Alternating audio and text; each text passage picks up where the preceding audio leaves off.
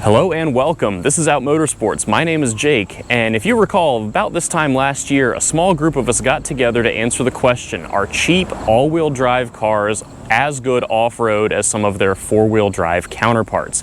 We are back again this year to answer a different question, and that is, what cars would your grandparents aspire to own that can be purchased for $1,500 or less?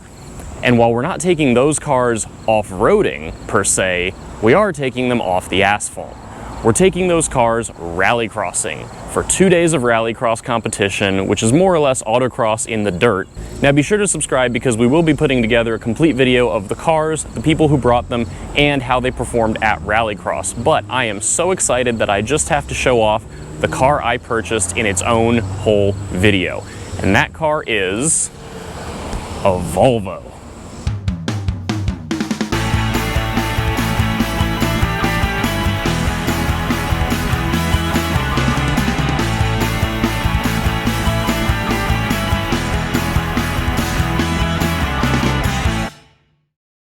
So let's start with what this Volvo is. This is a 1998 Volvo S70 sedan. The S70 and its V70 wagon cousin were more or less facelifted versions of the Volvo 850, and the 850 was notable for being the first front-wheel drive Volvo to ever be produced. The 850 was released in the early 90s, and the S70 came out in the mid-90s as a facelifted replacement. Now, I was not necessarily looking for a Volvo for this challenge. I was truthfully looking for anything that would work within the budget for our challenge. But I came across this car on Craigslist. It was about 10 minutes from my house, and I was the first person to show up with cash. And the reason why there was a bit of a bidding frenzy on this particular silver grandma Volvo is because it is a T5, which is the high-pressure turbo, and it is one of 360 cars imported to the United States for the 1998 model year with a 5-speed manual transmission. Yes, this is a stick-shift, high-pressure turbo Volvo S70, and it is in very good shape, which completely belies the purchase price. And the best part about the whole thing is it's got nearly 300,000 miles on the odometer. So I'll take you on a quick tour of this 1998 Volvo S70 T5 manual. We'll talk about the story behind this particular car and what makes it so interesting to me, and we'll take it for a quick test drive and see how it does before being subjected to 2 straight days of rallycross. All right, now under the hood of the 1998 Volvo S70, every S70 was front-wheel drive or all-wheel drive, but they were a front-drive biased vehicle. There were no rear-wheel drive S70s or the older 850 produced. And the engine bay of the S70 was only designed to accept an inline 5-cylinder engine. Now my car has the smallest displacement and makes the most power of the 3 engines that were offered in the S70. The base cars made do with a naturally aspirated 2.4-liter inline 5. The GLT's got a turbocharged, low-pressure turbo, 2.4-liter inline 5. And these cars lost a little bit of displacement. This has a 2.3-liter inline 5 with a high-pressure turbo. And it makes mid-230s for horsepower and a little bit more than that for torque. And that is really, really impressive.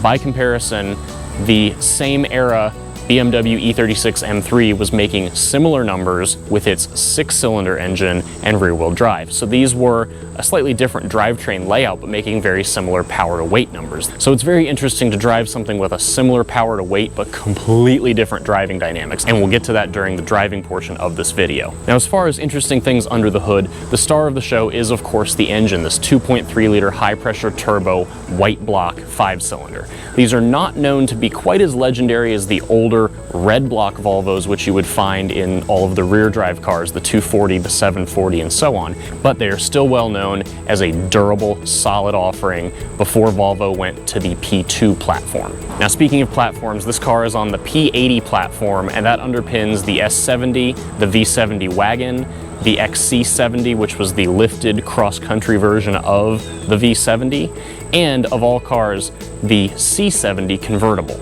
Now, the other interesting thing with this drivetrain is that my car has the 5-speed manual transmission. A T5 manual car is very rare in the United States. Like I said, for the 1998 model year, Volvo only brought over 361 cars, and mine is one of those. They did bring some more over for the other model years of the S70, but 1998 was the biggest number of imports by model year. So these are not common cars. Now, like I said, there's nearly 300,000 miles on this particular Volvo S70. The odometer is about to roll over 296,000, so it's really getting close to that big magic 300,000 mile marker. The interesting story behind this particular car is that I bought it from someone who owned it for almost its entire life. This car was sold in late 1997 to a gentleman local here in Northern Virginia who only owned it for about a year. When he got rid of the car, he sold it to the gentleman that I purchased it from, and that same individual owned the car from 1999 until earlier this year in 2020. Now, the great thing about it is this individual purchased this car and was looking for this exact vehicle. He wanted an S70 front-wheel drive, stick shift, T5 high-pressure turbo, and he wanted it in this color combination, which is pewter paint over the light taupe interior. Now, the gentleman who bought it was very eager to own this car, and he spared no expense taking care of it. I've got a huge stack of records,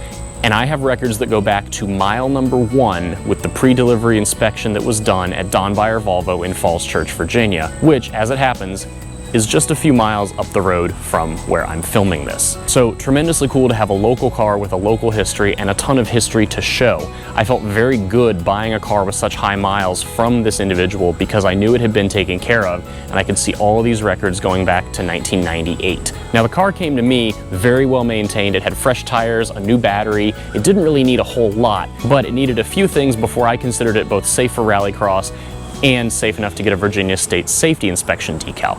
So I had the radiator replaced, I had the CV axle boots replaced, and then I took it to a friend's house and we replaced a few more things, most notably the sway bar end links. We did a full brake job with rotors and pads, and we ended up replacing all of the shocks and struts. So this is a typical coilover suspension design in the front, and then a separate shock and spring design in the rear. The car came to me on Coney yellow shocks, which is wonderful. Those are a typical good performance upgrade. Problem is, those shocks had 120,000 miles on them, and they were 11 years old, and they were all starting to rust. The car had no dampening whatsoever left, and the more worrying thing is that the strut mounts on the front here were getting a lot of play in the bearings. So over any sort of imperfection in the road, you get this really loud clattering noise, which is truthfully a safety concern. I went ahead and replaced everything with SOX struts, both front and rear, which is an OEM replacement. The only thing that is still left to do is address some oil leaks, but the car really doesn't leak that much oil. It leaves a few spots every time you park it. It's lost a teeny bit of oil since May, and it's really something that I just don't feel is worth doing at this time. Let's hop behind the wheel and see how this thing is to drive.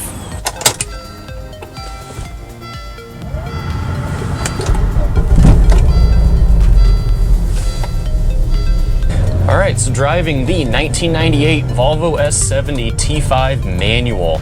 Like I said, these are a rare car, and the manual transmission is often considered the holy grail of what makes a car good to drive. And this is a car where I'm not sure if it necessarily adds to the experience. Now, you have to keep in mind, I'm driving an example with nearly 300,000 miles on the odometer, so there are many things that are either very worn out or a little worn out. The car does drive pretty solid and pretty tight, but the clutch has definitely seen better days. It doesn't slip, it doesn't chatter, but the engagement point is fairly small.